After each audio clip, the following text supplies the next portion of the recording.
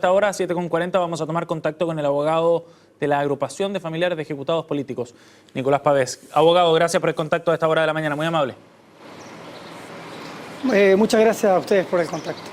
Abogado Pavés, primero me gustaría conocer su impresión respecto a lo que se determinó ayer, esta libertad provisional para Juan Emilio Cheire. Nosotros valoramos sin lugar a dudas toda la investigación del ministro Mario Carroza, pero sin lugar a dudas también no compartimos la decisión de la Corte, la acatamos obviamente, no la compartimos porque estimamos que el señor Cheire, al igual que los otros 7 procesados, constituyen un peligro para la sociedad en cuanto a la gravedad de la pena asignada al delito por el cual se encuentran procesados en calidad de cómplices, ameritaban una prisión preventiva. ¿Hay alguna apelación al estado de salud y a las condiciones de salud de Juan Emilio Cheire para poder también apelar a esta libertad provisional? ¿Son atendibles esas razones? A ver, a mí me parece que es una declaración casi histórica y hago la referencia porque nuevamente un ex comandante en jefe del ejército esgrime razones de salud. A nosotros nos parece que no son pertinentes. Me parece que habían antecedentes más que suficientes para mantener la prisión preventiva. El estado de salud del señor Cheire no es un antecedente que hayamos proporcionado nosotros, sino que ha sido el mismo abogado de la contraria quien ha dicho en la audiencia que el señor Cheire padece de 2 o 3 situaciones médicas delicadas. Nos parece que además exponerlo en la misma audiencia sin proporcionar mayores antecedentes, no nos parece que sean antecedentes atendibles respecto del no otorgamiento de una prisión preventiva. Ahora, respecto al punto anterior, abogado, efectivamente este concepto de peligro para la sociedad, que lo hemos escuchado muchísimas veces en las últimas semanas también a raíz de otros casos de una índole muy distinta. Pero en este caso, en el caso de Juan Emilio Cheire, ¿por qué es necesario mantener esa prisión preventiva considerando ese riesgo para la sociedad? Si usted ha dicho precisamente que no hay posibilidad de reincidencia efectiva en el delito cometido. Sí, lo que pasa es que nuestro ordenamiento jurídico en el artículo 362 entiende el peligro de la sociedad no en el sentido que, lo entendemos o lo tendemos a entender todas las personas, de la reincidencia, de volver a cometer el delito. Algunas de las personas son personas que obviamente después de 40 años no van a volver a cometer el mismo delito. La gravedad de la pena va asociada al peligro para la sociedad. ¿Qué quiero decir esto? Es decir, cuando un delito de esta envergadura, 15 fusilamientos, 15 homicidios calificados que tienen el grado de pluralidad de delitos, que arriesgan una pena sumamente alta, sin perjuicio de la complicidad, en ese sentido es que nuestro ordenamiento jurídico, una de las hipótesis de peligro de la sociedad es la gravedad de la pena. En ese sentido, no en el sentido de la reincidencia, es que se contempla la hipótesis de la prisión preventiva dada la gravedad de la pena. Y por cierto, me cuesta imaginar un delito más grave que el fusilamiento de 15 personas. En ese sentido, la defensa de Juan Emilio Cheire ha apelado a la imputación, digamos, a la condición, digamos, que se le está imputando a Juan Emilio Cheire.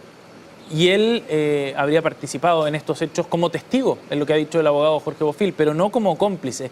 ¿Es posible hacer esa diferenciación, abogado, reconociendo por parte de la defensa que él estuvo ahí efectivamente, que supo de estos crímenes y de estos delitos? ¿Es posible hacer esa diferenciación entre testigo y cómplice?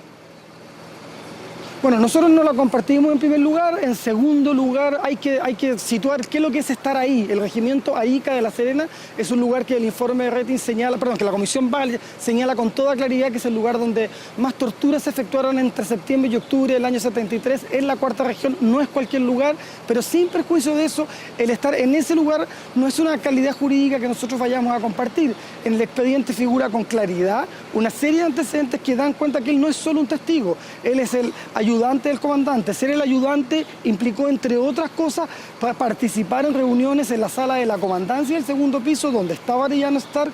Ser el ayudante implicó también, entre otras órdenes, ir a publicar al diario de La Serena al día siguiente, coordinar un comunicado falso. Él es el encargado de ir a comunicar a la prensa que se habían fusilado 15 personas por un tribunal militar. Esa es una situación enteramente falsa Y un antecedente adicional que me parece de suma relevancia. Tenemos antecedentes de declaraciones de algunos oficiales y de algunos funcionarios del cementerio local de La Serena que dan cuenta de que en el regimiento se tenía conocimiento de lo que iba a suceder antes de la llegada de Arellano Stark. Y teniendo ese conocimiento, no cabe duda alguna que las autoridades superiores del regimiento es difícil que hayan sido solo testigos del fusilamiento de 15 personas.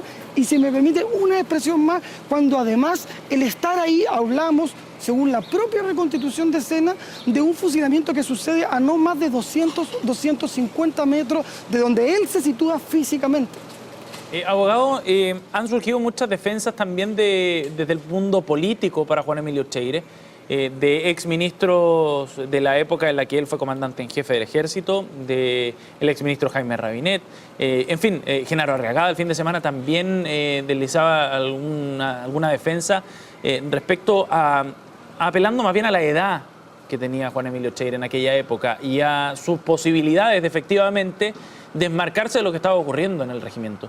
¿Qué comportamiento es el que debería haber tenido Juan Emilio Cheire? Se lo pregunto en ese sentido por la defensa que han hecho estas personas. ¿Qué comportamiento es el que podría haber tenido Juan Emilio Cheire para exculparlo en el rol que le cupo en lo que ocurrió ahí en el regimiento Arica?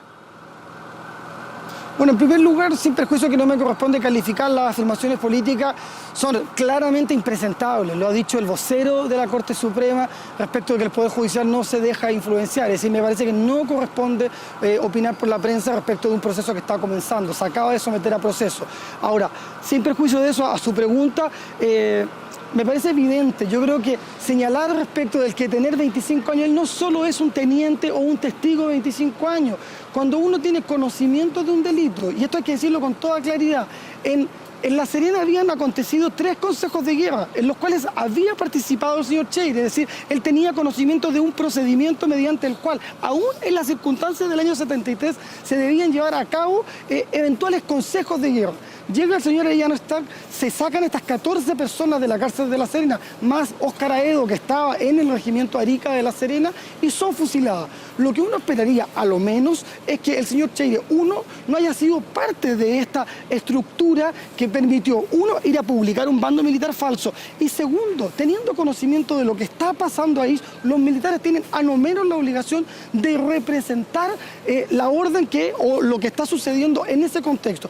Uno podría decir respecto de un conscripto, de un reservista, poder hacer algún matiz de lo que sucedía en ese entonces.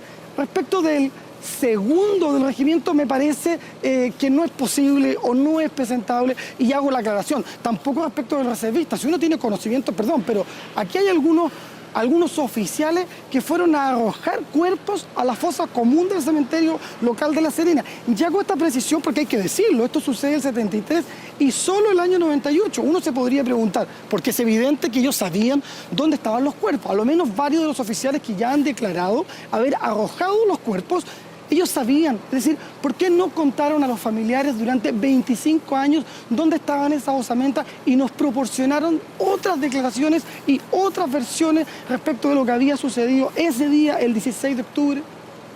Yo entiendo que usted no quiere entrar en polémica con aquellos políticos que han defendido a Juan Emilio Cheire, pero me parece interesante analizar los argumentos que ellos están planteando.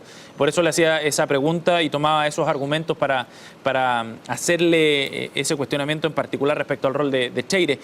Pero además hay otro punto dentro de ese análisis que se hace de Juan Emilio Cheire que tiene que ver con el rol que tuvo él en calidad de comandante en jefe del ejército.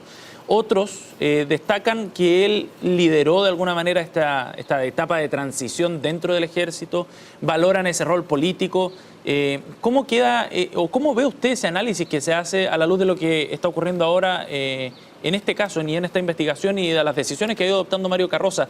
¿Cómo ve usted ese análisis donde a veces se intenta hacer una suerte, no sé si de compensación, pero sí de balance de la figura de Juan Emilio Cheire?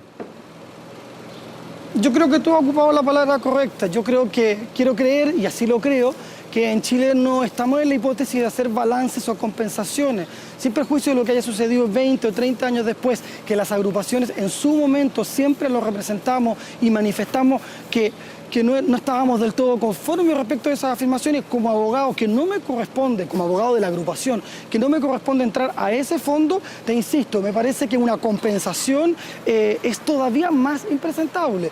Los hechos que uno comete, participa, ya sea como autor, encubridor o cómplice, no guardan relación alguna con lo que yo pude haber hecho 20 o 3 años después. Yo debo responder ante la ley respecto de mis actos, es decir, si yo fui cómplice, y ya lo discutiremos en el mérito de la causa, hace 40 años atrás, y después suceden los años, y yo efectúo A, B o C conducta, que nosotros tenemos también nuestra opinión, indudablemente que no son hechos ni comparables, y es más, uno esperaría de esas mismas personas no emitir ese tipo de comentarios, porque justamente se produce esa discusión que me parece una falta de respeto para las familias de los 15 ejecutados. Es decir, es una suerte te insisto, de compensación entre un hecho punible, el fusilamiento de 15 personas versus el comportamiento político que alguien pudo haber tenido 40 o 30 años después.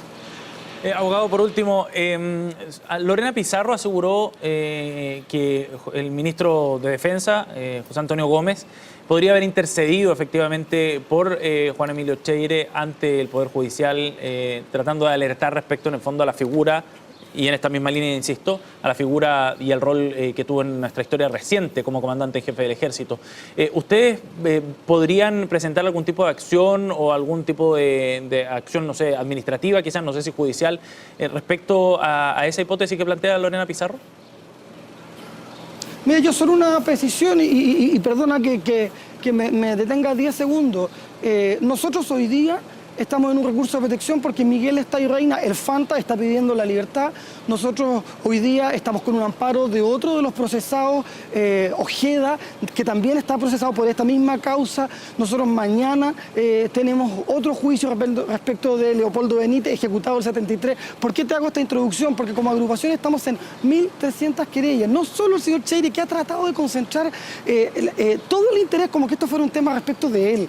Nosotros estamos en 1.300 juicios. Y hago esta precisión porque también como agrupación nos importan todas las causas. Ahora, a tu pregunta en particular, lo cierto es que lo que haya o no haya hecho el ministro de Defensa me parece que es algo que es él quien debe responder a la prensa si es efectivo. Indudablemente que sería impresentable que él haya efectivamente intercedido o presionado o cualquiera sea la palabra como se ha señalado en los medios de comunicación, pero me parece que es el ministro José Antonio Gómez el que debe clarificar esa situación. Abogado Pavés, le agradecemos mucho su tiempo Mañana en Directo, muy amable. Muy gracias a ustedes. Buenos días. Bueno.